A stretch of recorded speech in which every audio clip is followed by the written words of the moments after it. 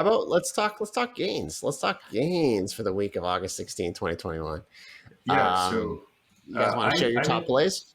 yeah, I think I made around 2 to 3 thousand. I think about $2,700 this week. What does Spicy, that look nice. like? Do you got your hit list of what that was and which plays you like the Yeah, most so and so what plays you'll Lowe's. do next week? Yeah. Yeah, absolutely. All right, stay tuned for this episode.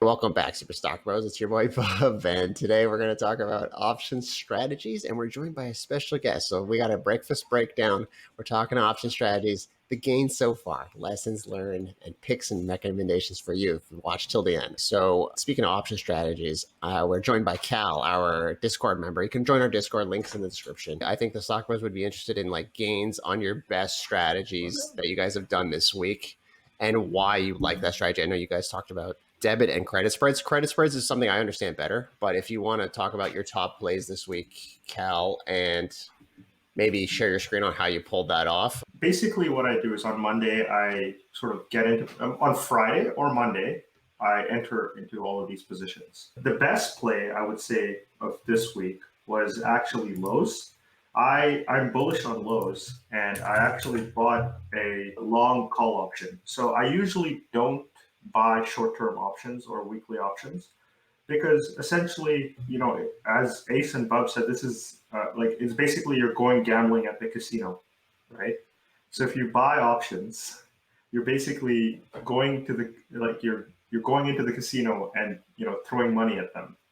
What you want to be is the casino, right? So people should come to you, and you should be selling them options, right? Because I think what is it? Something like 80 to 90% of option trades don't go in your favor if you buy options, something like that. I'm not sure about the statistics. That's right. But basically, when I do buy options, what I do is I buy leap options. So they're call options, but they're really, really far out. Like, for example, this one expires in 2023 on June 16th, right? And I buy deep in the money call options. So like lessons learned there, Cal and Ace. For options, for being the casino, your percentage of being right on that trade. So I think what people want to know is, and it was what I wanted to know from you guys was, okay, I could sell options. I have this, this gain that's kind of like, it seems like in the bag. And it's because of the, what do you call it? The Greeks in options. It's the delta, which basically tells you what's your percentage. Can you pull that up and show people like, how do you know that you're going to win on that trade like 80% of the time or more? Yeah, so there's this website I use called Option Strat, which is a really, really handy, useful website. And it sort of helps you understand your risk profile and what's your probability of winning, right? Based on a couple of different things like implied volatility and delta, right?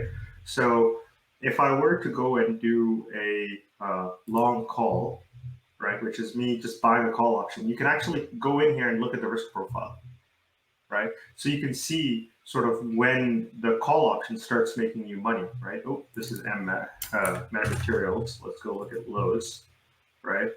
So you can see that, hey, if I buy a call option at 210, when I need the stock to move to 214 to make money, right?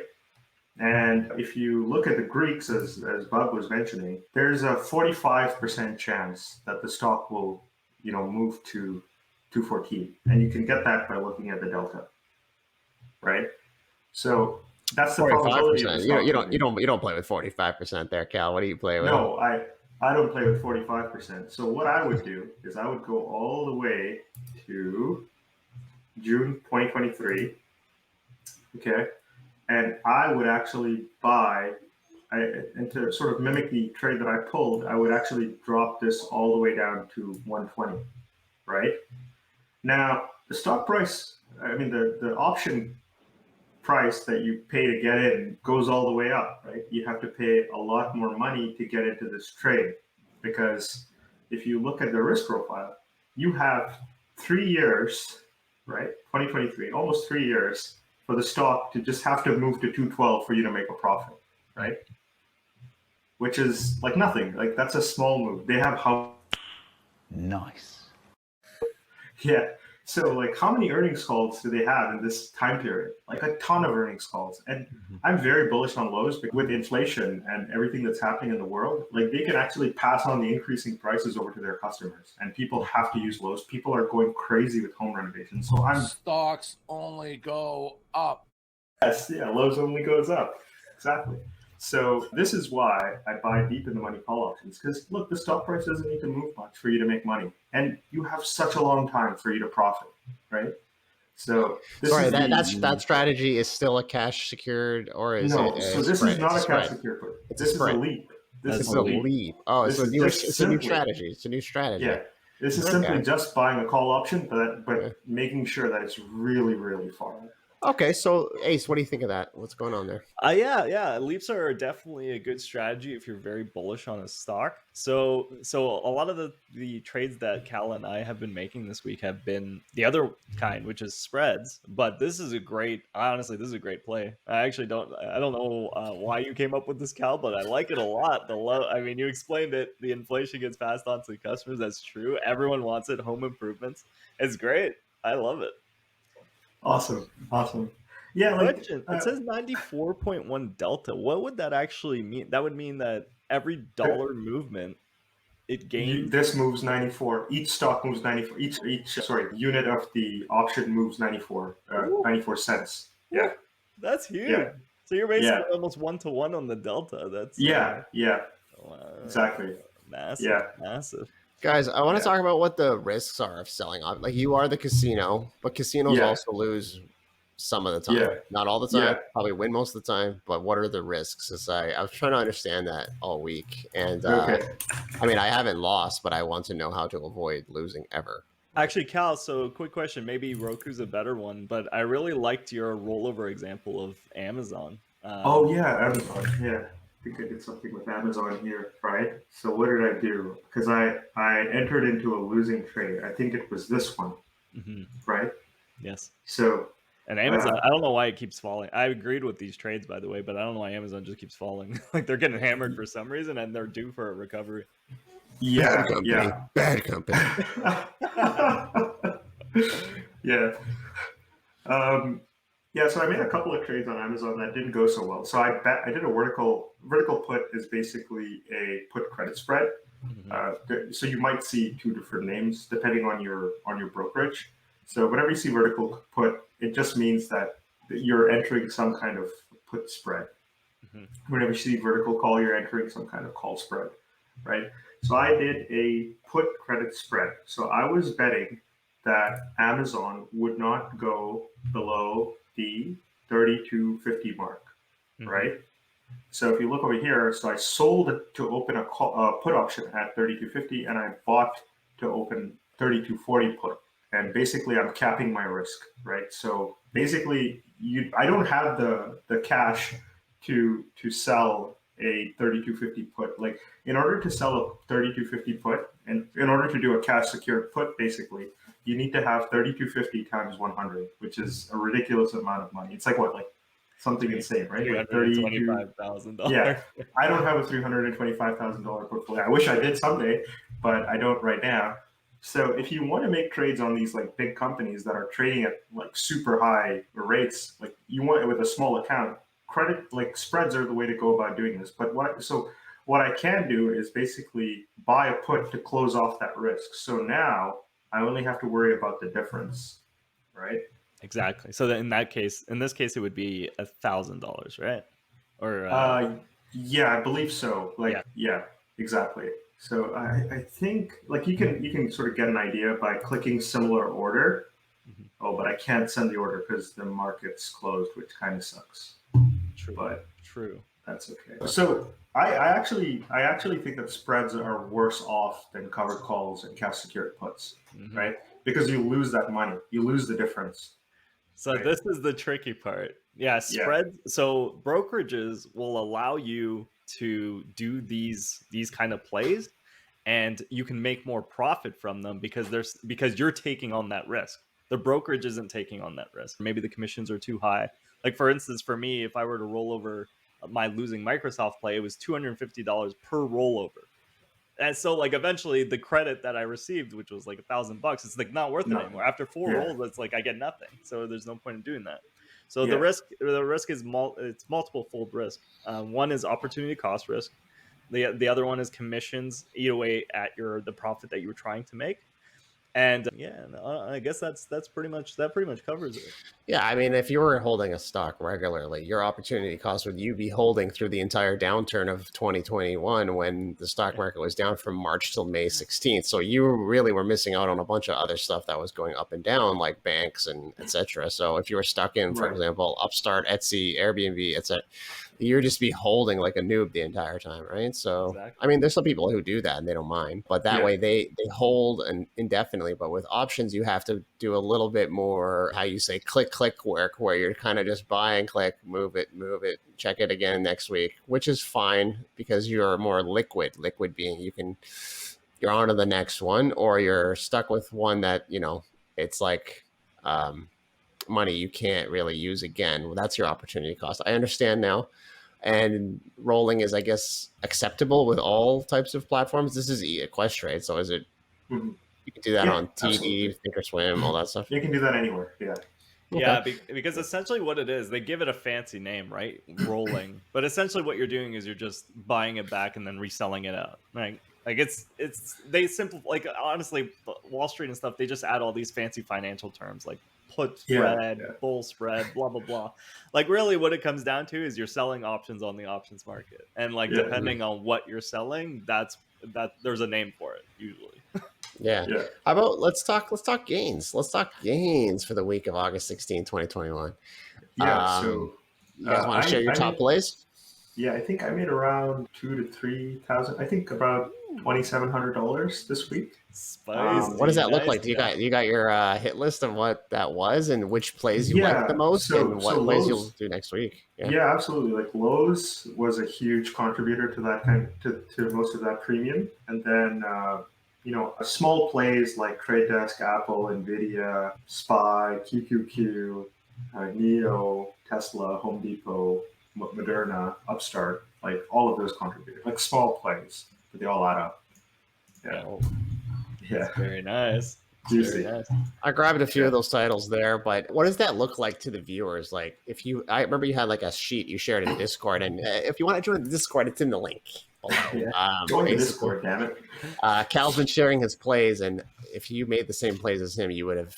I mean, different portions of money. It's different for everybody, the sizes. Yeah. But even I made off a pretty penny off of Microsoft Play that Ace shared and Etsy, so I made like about $300 that week, and minimal risk, like we just talked about. Yeah, like I have like a sort of a big bullpen of trades I like to go with. I look for companies that have high free cash flow. So Apple, Nvidia, like all these big companies, Google, Tesla, something where the stock is like I tend to go towards large cap companies because you can, with a small cap company, people could just be like in it for the hot moment and then they're out. There's no volume, and then you can never get your gains back. I got burned many times by trading small cap, like options on small cap stocks. It's not worth it. Don't do it. Right? You'll lose your money. You'll lose your money.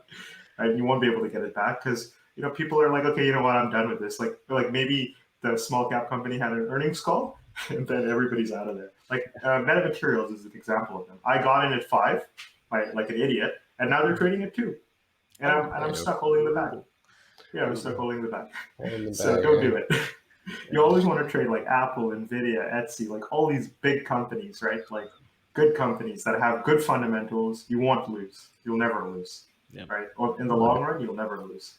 Yeah, Okay. because you're taking on a lot of that risk. Yeah, I would say look for stability the most. Like even though it's the siren song to get that high premium and everything like that, but really what matters is consistency over the long run, which I think we've all discovered really. Right. And as long as the casino stays in business, you're going to be rolling in that cash. So what's your Yeah. picks and recommendations for next week then, Ace? And then Cal? Sure. Ooh, okay, so that's an interesting one. I'm actually waiting to see the market go a little bit red. Now, I'm not a bear. I always think that the market goes up, but next week there's going to be a lot of events that actually might trigger something. So there's tapering announcements. There is possible Delta moves. China's locking up ports. So it's important to look at the macro and that really affect the stocks that you're looking at, like the more stable stocks. Yeah. So I actually do think that there's going to be a red day coming up, unfortunately. Now, we're going to capitalize on that because red days are good for spreads. That's when you want to open the spread. You want to open it at the low and then hope that the stock goes up or just stays the same, right? Now, you never want to open a spread when you think that a stock is going to go low. Now, having said that, my plays include PayPal. I like the way that, actually, Etsy's a little high right now, but I like the way Apple's looking. AMD is another good one. Again, I don't know why Amazon is dropping so much. They did have, quote unquote, disappointing earnings last time, but I really do think Amazon is in a good spot. Yeah, I think those are the ones I'm looking at right now. Disney's kind of at risk, so not really. Palantir is decent, but Palantir, you're taking a risk because the fundamentals are just not there yet. What about Microsoft and Etsy, your favorites? I like Microsoft and Etsy, but really it hit the top of the band that I was talking about. Like Etsy was a great play between 180 and 200. I actually say maybe it's going to go up to 210, but that's within a few months. Microsoft, top of the range, was at all time. I do like it. I'm probably going to play, if there is a red day, I'm probably going to play Microsoft like a spread like 295, 290. But quite honestly, that's a risk. 290, 285. I was checking it out. Why is it risky? It's quite possible Microsoft retraces back down to 290. Quite possible. But I thought you like it when the thing with the spreads is you want the stock to go down and then you get in because you have this range that you play with. What's wrong with Microsoft's range lately? Right now it's at the top, so you do have to wait for it to come down. If it doesn't come down, then you're always questioning like, crap, is this never going to come down from here? I'm just not sure at this point. So you give it a little bit of time to stabilize. Stabilize is kind of the key word with spreads. So give it time to stabilize, and once it does stabilize and you're confident that it stays above this 300 range, that's when you can do a spread like 295, 290 or 290, 295 or 280. Okay, and that's thanks, Ace. And then in Discord, people will see what you're doing up to the minute. What about you, Cal? Yeah, so I usually have like a set of plays that I look at. Like it's usually like I'm trading Tesla, Amazon, Shopify, Apple, Microsoft. I just sort of look in and enter. And then what I try to do is I go on TradingView and I look at the biggest losers or the biggest gainers for large cap stocks. And on the biggest gainers, I will do call credit spreads. On the biggest losers, I'll do put credit spreads. Right, so it's quite reactive. Right. Okay, so you'll like pretty much call it out like you have been in Discord on what you're liking, and then you kind of share it. Yeah. Okay. So you have to know that something. I did do something earlier this week, which is a bit risky. So on Friday, what I did was I entered into a BABA put spread.